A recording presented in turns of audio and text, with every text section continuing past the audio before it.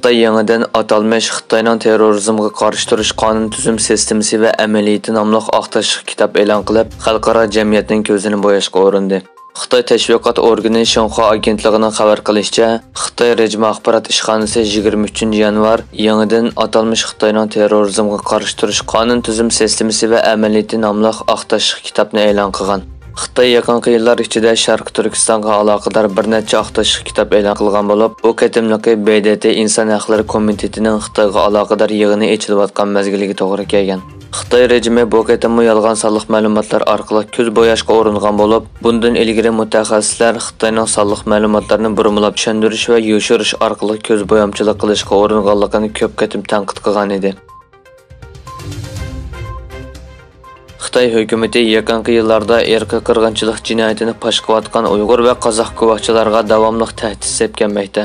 Amerikada yashaydigan Uyg'urlar, shundaqla Xitoy o'qituvchilari Xitoy hukumatining chegara halqiga ziyonkashlikka uchraganligi sababli Amerikadagi Federatsiya tekshirish idorasi 2024-yil 22-yanvar kuni buningga munosabatlik maxsus aloqalashish qo'llanmasi tarqatgan.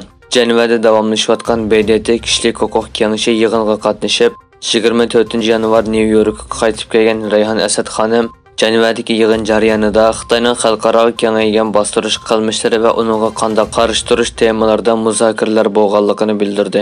U mundaq dedi: Amerika yoki chet ellardagi faoliyatlarimiz uchun vatanda qolgan urug' tuqqanlarimizning jazolanishini qabul qilib bo'lmaydi.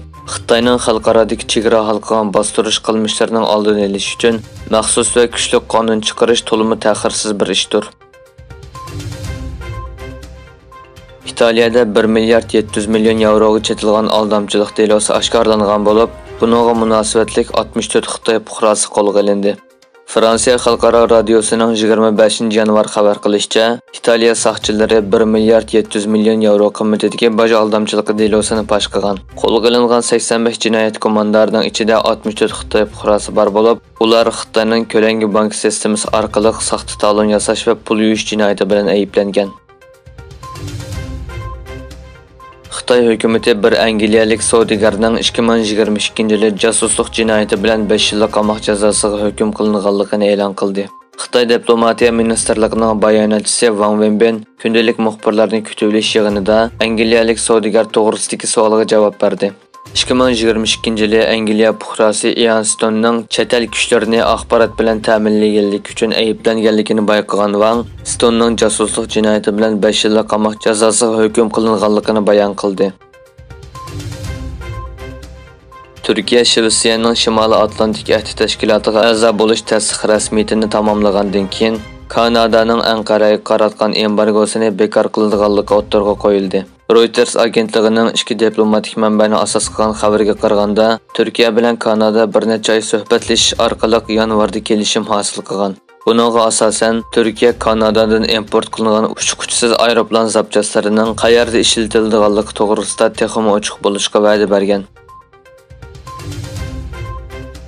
Amerika Aviatsiya va olam qatnashi idorasi NASA Mars yuzida tadqiqot olib berayotgan Tiz Pishmas nomli olam kemasining o'ymonliqda Jazira Crater deb ataladigan qadimgi ko'lning borligini isbotlaydigan sonliq ma'lumotlarni to'plaganligini e'lon qildi. Olam kemasining o'ymonliqda Jazira Crater deb ataladigan qadimgi ko'lning borligini isbotlaydigan sonliq ma'lumotlarni to'plaganligini e'lon qildi. Olimlar bu rayonning uzundan buyon suv bilan to'lganligini va qadimki daryoning iznalarini ko'rish mumkinligini bayon qilib kelmoqda.